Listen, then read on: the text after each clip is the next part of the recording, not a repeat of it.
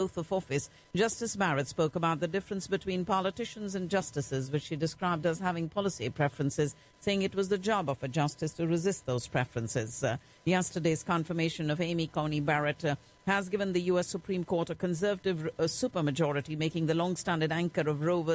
Wade the landmark decision enshrining a woman's constitutional right to have an abortion without the excessive interference of government anything but certain. President Trump reveled in one of his signature achievements at the White House ceremony to celebrate Senate confirmation of his third Supreme Court nominee 8 days before the election. President Trump and congressional Republicans could be headed, though, for a stinging, possibly historic defeat, with the president down nearly 10 points in national polling averages and looking up at Democratic nominee Joe Biden in every critical battleground state.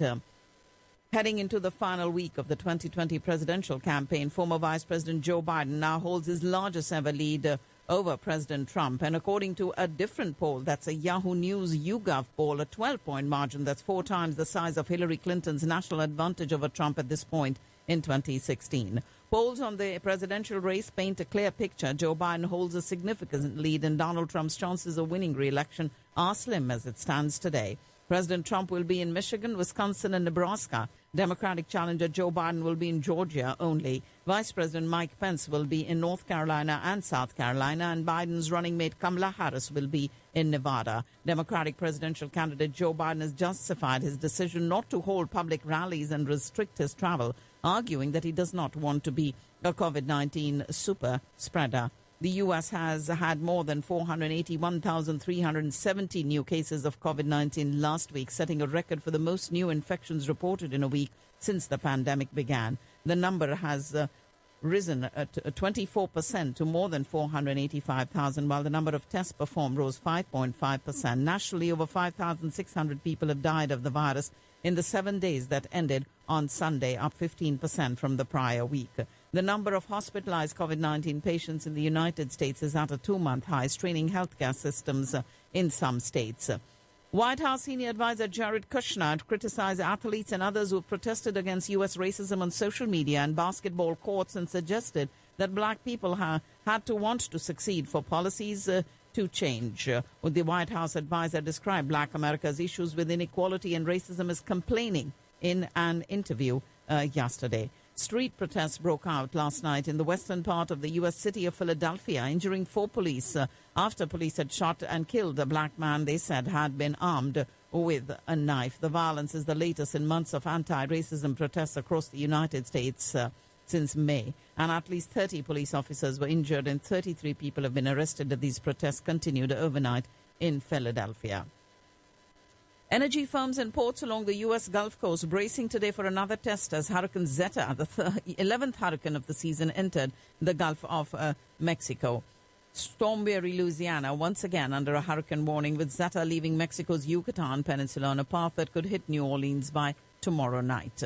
45 missing children were rescued and 179 people arrested in one of the largest human sex trafficking operations in U.S. history. Ohio's Attorney General said 109 survivors were recovered as part of Operation Autumn Hope, which involved more than 50 law enforcement agencies conducting simultaneous raids across the state.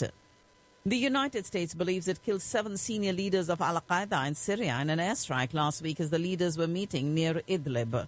And parts of Yemen are seeing the highest levels of acute malnutrition in children, heightening warnings that the country is approaching a dire food security crisis, according to a UN report this morning. A major opposition party in Tanzania is accusing police of shooting dead 7 citizens amid unrest over alleged fraud on the eve of the country's presidential election. And Turkish President Tayyip Erdogan has said it was time for a realistic proposal about a 2-state solution on the divided island of Cyprus to be discussed, and added that the parameters of the current talks were not sustainable. Saudi Arabia condemned the publication of blasphemous sketches in France depicting Prophet Muhammad, but held back from echoing calls by other Muslim states for action. France should get ready for difficult decisions on new measures to cope with the resurgence of COVID-19, according to its interior minister, before a cabinet meeting to discuss the pandemic. Europe needs a serious acceleration in the fight against the coronavirus, and a lack of contact tracing capacity could drive the disease into the darkness, according to the World Health Organization in Geneva. European governments prepared today to introduce new restrictions to try to curb a growing surge of coronavirus infections across the continent and provide economic balm to help businesses survive the pandemic. The hope for long-term immunity from COVID-19 was thrown into doubt today as a large UK study concluded that protective antibodies in people fall quite rapidly after a coronavirus infection. Belgium's federal government should decide by this weekend whether a return to a nationwide lockdown is required as the country grapples with a resurgence in cases and hospitals risk running out of beds. The Czech Republic reported over 10,000 new cases as it faces one of Europe's biggest surges in infections. And protests flared across Italy against a new round of government restrictions aimed at curbing a resurgent coronavirus, with violence reported in at least two major northern cities, Milan and Turin. Protesters disrupted churches in Poland during the fourth day of protests after a court decision tightened the country's already strict abortion laws. And Germany's finance minister said that the jump in coronavirus infections over the past few days was very worrying and authorities had to quickly implement decisive steps to halt the second wave in the pandemic.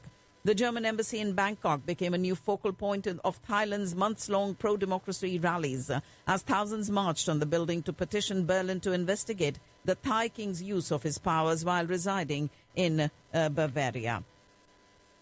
Melbourne is Australia's epicenter. Its second most populous state of Victoria said it had gone 48 hours without detecting any new cases for the first time in more than 7 months.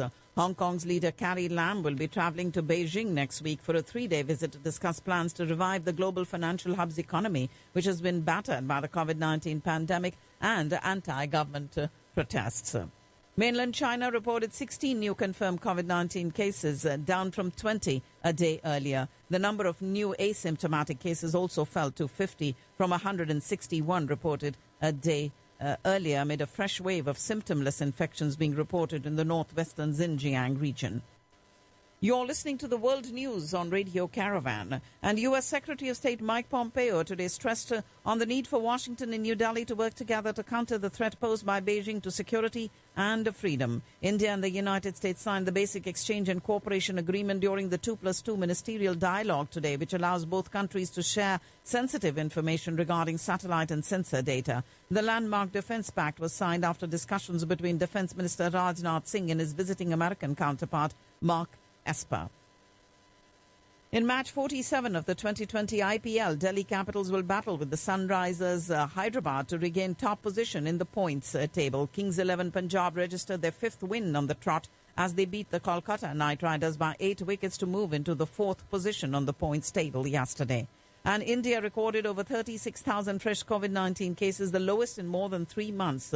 The previous low, this was 101 days ago on the 17th of July when over 35,000 fresh cases were recorded. Active cases of COVID-19 in the country have drastically declined to 6.25 lakhs, comprising merely 7.88% of the total caseload. Despite marginal improvement, Delhi's air quality remained in the very poor category this morning as per the data uploaded by the Central Pollution Control Board.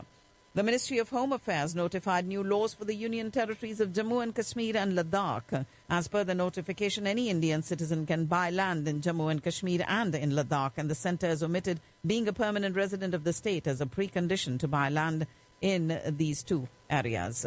A terrorist who had recently joined the Hizbul Mujahideen surrendered during an encounter in Noorpura area of Jammu and Kashmir. He had responded to the force's appeal to surrender and was later reunited with his family. The centre has designated 18 Pakistan-based fugitive terrorists or associates as individual terrorists under the amended Unlawful Activities Prevention Act that allows the seizure of properties of these people. We do have Pakistan Prime Minister Imran Khan saying his government has decided to strengthen relations with Afghanistan no matter who is in power in Kabul. At least 8 people were killed and more than 110 injured in an explosion this morning at the Jamia Zubairiyah Madrasa in Peshawar's Dir colony. And according to the Lady Reading Hospital there, 4 of the deceased were students between the ages of 20 to 25. The area has been cordoned off and police teams are collecting evidence. No group has claimed responsibility for this attack. Prime Minister Imran Khan said his dream was to build the country's first knowledge city, which would offer top-quality education to students. He shared on Twitter a video of the master plan of the project, the groundbreaking of which was performed by him in Miawali.